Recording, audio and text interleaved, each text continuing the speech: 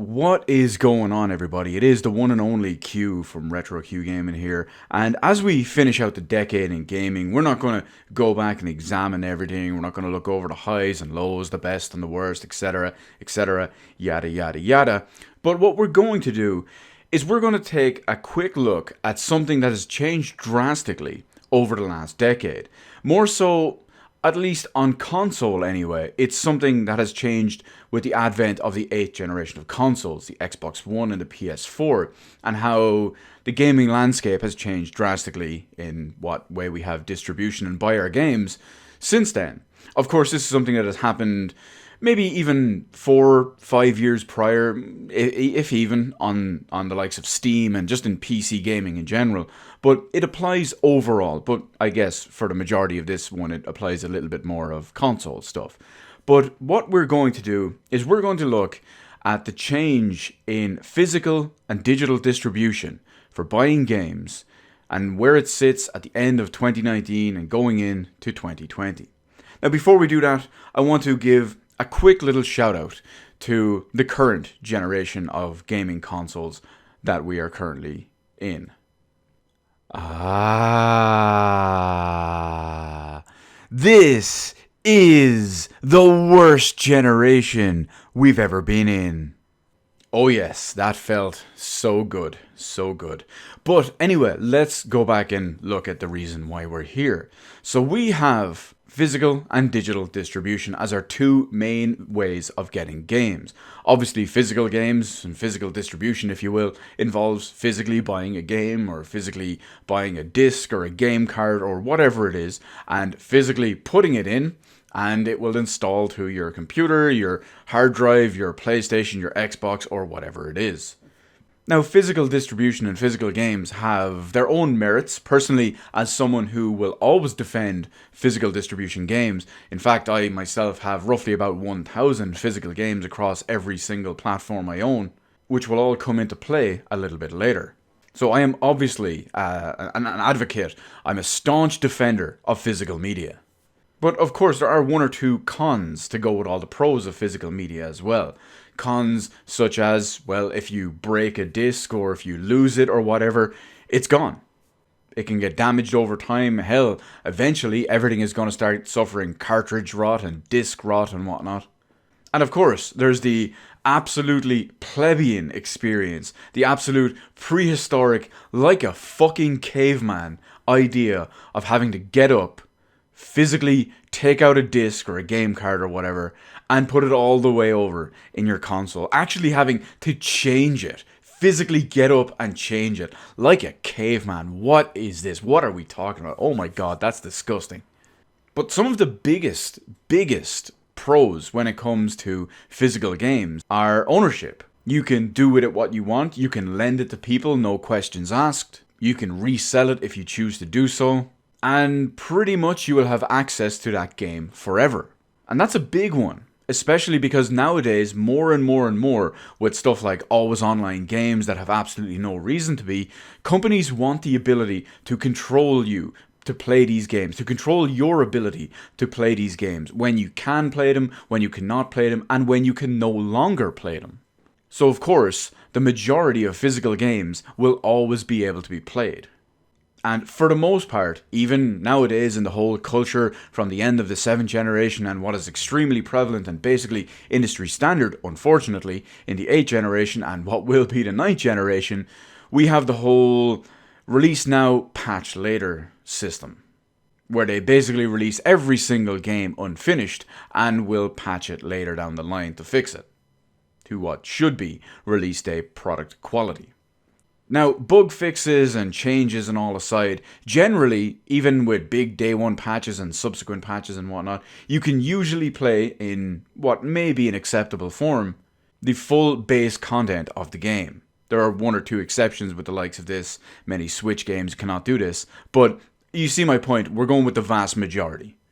And of course, sometimes you have these big sales, these maybe older game sales where stuff gets cleared off nice and cheap, that you may still pay a 50, 60 euro digital price for. But at the same time, digital games obviously have their own pros and cons as well.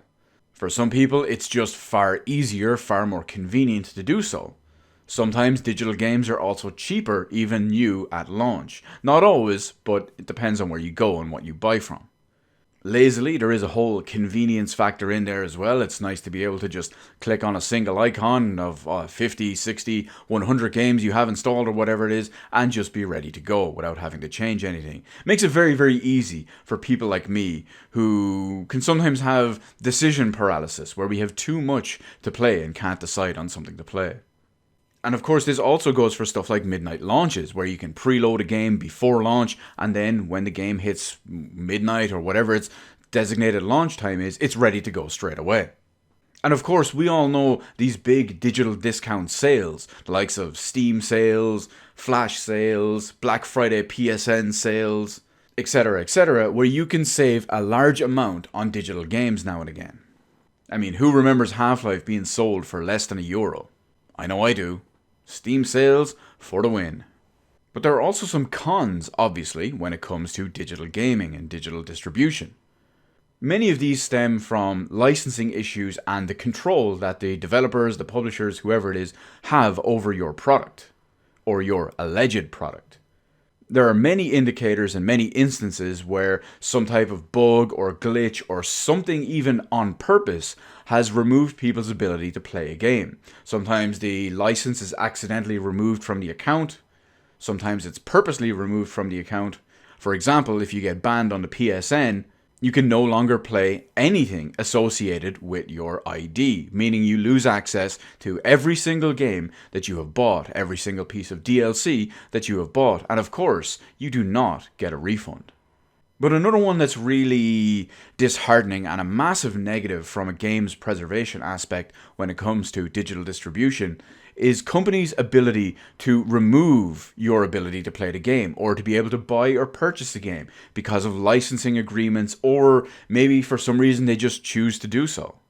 There are a couple of high-profile examples in this, but usually the one that always comes out the highest is Scott Pilgrim vs. the World from the Xbox 360.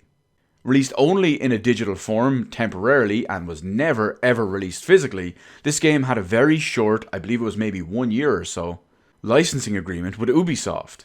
Once this game was removed, roughly about a year or so later, this game is no longer available legally in any way, shape or form. It's not on sale anymore, so if you never bought it, you never have the ability to do so, or you never have the ability to legally access it. So again, this is a situation where companies are controlling your ability to buy and purchase a game. This also applies to games that are needlessly online, stuff like The Division 2, StarCraft 2, Diablo 3, and most recently and fairly most notably, Ghost Recon Breakpoint. All of these games are needlessly online only, and of course, what that means is, sure, this may be 5, 6, 10 years or whatever it is down the line, but these companies can completely remove this game from service so no one can play it. Again, offering no refund. And at the end of the day, they're controlling your ability to do so. Maybe to force you or coerce you into buying the new version of whatever it is out if you want to play that style of game or that style of genre or that style of gameplay. But overall, let's go back real quick and look at digital distribution versus physical as a whole and how it's changed. We'll get the PC stuff out of the way first quickly because, well, there's not really much to say there. Generally, usually, back in the day, obviously, physical discs were the way to go. Eventually, Half-Life 2 happened, was one of the, if not the first game that had proper online DRM, in the sense that it had about 95% of the game on the disc. You would have to download Steam at first to download the final remaining bits so you could unlock it and play it. And eventually there were some other versions of it as well. You had stuff like Secure ROM, always online check-ins, games for Windows Live, CD keys that could only be redeemed a certain amount of times. All of this anti-consumer bullshit. But in PC gaming, as time went by, more and more people were buying games on Steam, on Origin, whatever their preferred digital platform is. And eventually, some games stopped getting physical releases altogether. Some games even did get physical releases, but didn't have all of the content either on the disc, or in some cases, like maybe Metal Gear Solid 5, the disc only contained a Steam launcher. They had a DVD in that box with something like 5 megabyte Steam launcher on the disc. Nowadays, of course, digital distribution is pretty much the primary way to go in any way, shape, and form when it comes to PC gaming. Outside of a few specific, highly sought after, cool looking collector's editions or whatnot, I pretty much buy all my PC games digitally. Which is kind of strange, because as someone who is always an advocate for physical media and whatnot too, for some reason in my mind, the PC is just different. If you had said to me 10 years ago that in 2019 and 2020, all big high profile games that I was interested in, that I was going to buy even on PC, I would be buying digitally and not physically, I would have just laughed in your face. But as it stands right now, I'm trying to think real quick and I can't remember the last physical PC game I bought. It may have been Doom 2016, and that was only because it had the collector's edition. No, you know what? That's not true. I also bought Wolfenstein 2, The New Colossus, on launch day. Because for some reason it was cheaper physically on launch day than I could even get it on grey market sites. But just the idea that I would buy all these big high profile games, which will tie into something extra now in a minute too, digitally and not physically in any way, shape and form, is kind of nuts. But that's where we come to the console side of it. Because ever since the end of the 7th generation with the Xbox 360 and PS3, Xbox Live had gotten so big and a little bit kind of advanced for its age and advanced for its technology, that digital distribution was actually starting to kick off. Not as much as the smaller Xbox Live Arcade games, which obviously didn't really have a choice, but they were smaller games which even would garner huge amounts of downloads. Minecraft Xbox 360 edition, for example, got literally tens of millions, if not hundreds of millions, of downloads over its lifetime. Of course, that would eventually go on to be disc released as well, but you see my point. But even towards the end of the generation, people were starting to download brand new, full release AAA games for, well, their proper launch. And now, moving forward into the Xbox One and PS4 era, where all their systems and their digital systems, their online services and all, have been refined so much, unless you're trying to use the PSN, that thing is absolutely awful, even still to this day. Digital distribution is now a huge part of the gaming media. In fact, depending on where you live in the world, like say the UK for example, it now is the larger dominant part of games distribution. Year upon year upon year, all over the world, digital distribution revenue and digital distribution percentages are increasing. Sometimes they're even the larger dominant part of over 50% of games distribution in certain regions. And this all goes back to a couple of extra things as well. Many people obviously fought stuff during the start of the 8th generation, such as the always online console check-in and whatnot, that both the Xbox One and PS4 had. And then recently, with the launch of the Xbox One S All Digital Edition, they released an Xbox One S with no disc drive. It was only for digital-based games. Now, of course, it is confirmed that the PS5 and the Xbox 2.4 will have physical disc drives, but how long is that going to last for? The next console generation is probably going to last 6, 7, 8, 9, 10 years. And over all of that time, internet is going to get better. Digital distribution is going to get higher and higher and higher. Physical distribution is going to get lower and lower and lower. What's the tipping point? What's the percentage that we're finally going to hit where the next generation of consoles stop using discs and everything becomes all digital?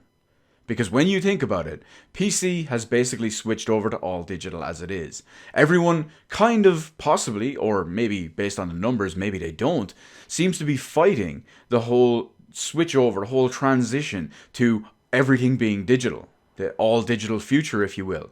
But when you think about it, if the new Xbox, or whatever generation it is, if the new Xbox and new PlayStation of that generation decide to force everyone to forego physical media by not having a disc drive, well, people don't have a choice. And sure, many people, myself included, would be complaining and whatnot and unhappy with it for a while.